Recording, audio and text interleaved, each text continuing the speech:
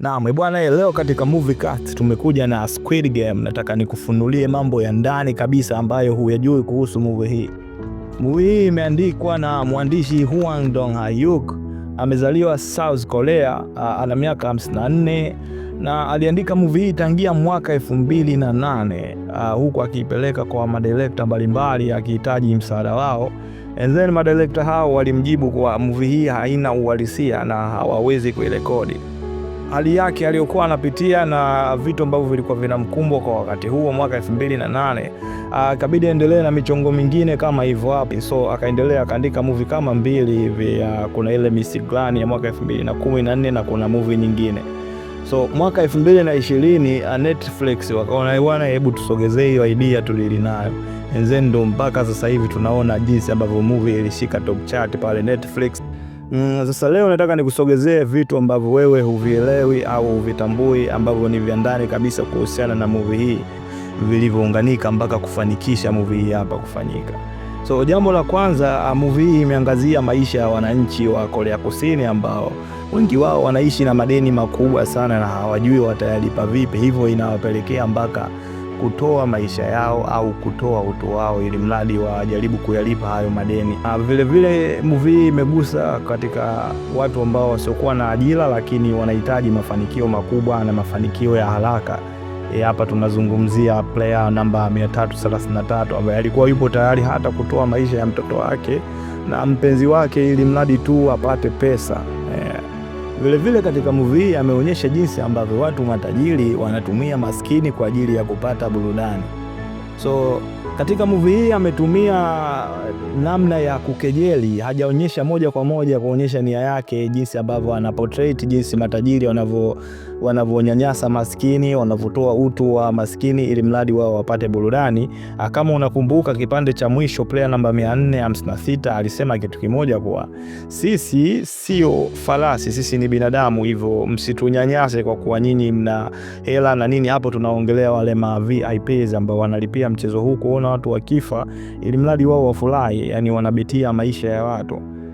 Naam, katika hii movie pia jambo ambalo limevutia zaidi ni ile hali ya kuhusisha wahusika wa aina zote. Kulikuwa kuna wazee, vijana, wanawake kwa wanaume, lakini pia hii season 3 imekuja kuwa na mtoto, player namba 222 ambaye alichukua player kutoka kwa mama yake na ambaye ndiye mshindi wa mchezo wa season 3.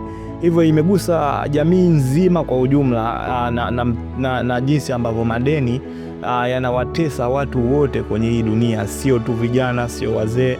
Mfano halisi ni ule ambao mama na mtoto wanakutana kwenye mchezo, huku mama akihitaji kulipa madeni ya mwanae na mtoto akitaka kujilipia madeni, afu wanajikuta katika mchezo mmoja wa kifo.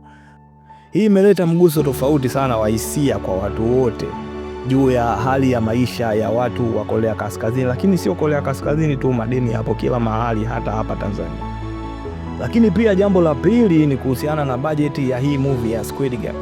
Movie hii imetengenezwa kwa dola za Kimarekani milioni 70, ambayo sawasawa na bilioni 182 kwa fedha za Kitanzania. Na jambo kubwa, mpaka sasa movie hii imeingiza zaidi ya dola milioni 900, ambazo sawasawa na trilioni 2.3 kwa fedha za Kitanzania. Ni fedha nyingi kwelikweli, sio fedha za kawaida ukizingatia bajeti ya utengenezaji wa movie hii. Huku watazamaji wake wakifikia milioni 142 kwa siku 5 tu, ikihusisha nchi zaidi ya 90 duniani kote.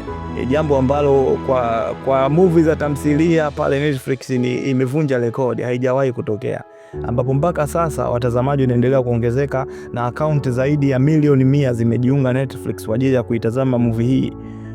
Imekuwa ina mguso wa tofauti sana, ukizingatia pia ni movie yenye asili ya Kikorea. Kwa movie za Kikorea kupata attention kama hii haijawahi kutokea.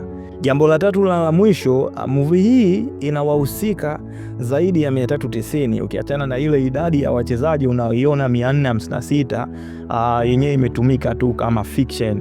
Ina wahusika zaidi ya 390. Wahusika wakuu ambao ni 83, na waigizaji wote wa movie hii ni wa Korea kasoro wale VIPs, kutokana na movie hii inahusiana na ile michezo ya watoto ambao huwa Korea Kaskazini ni kama utamaduni wao, na ndo maana ya hii Squid Game. ni mchezo wa watoto kule Korea Kusini. Na jambo la 4 ni kuhusiana na mwandishi wa tamthilia hii Hwang Dong-hyuk, ambaye yeye alipambana sana kuiandika tamthilia hii.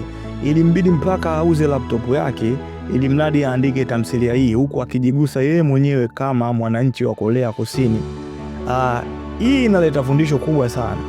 Wakati akiwapelekea kazi hii madirekta waifanye, japokuwa na jitihada zote alizozifanya mwaka 2008, madirekta walikataa wakihisi kwa movie hii haina uhalisia na inaweza ikatumia bajeti kubwa sana isilete faida yoyote. Sio kwamba kipaji chako hakionekani, ila kipaji chako umekipeleka kwa watu sio sahihi. Hata katika mahojiano yake Hwang Dong-hyuk alisema kuwa mara zote alifikiri kuwa yeye ni mtu wa kawaida, mtu wa chini, lakini baadaye alikuja kutambua kuwa kazi zake anazipeleka kwa watu ambao walikuwa wastahili. Na mulikuwa na mimi Valentine Junior mpaka mwisho wa sesheni hii ya Moviecast. Usisahau kucomment, kulike na kusubscribe. Thank you, na hii ni Jitu Media.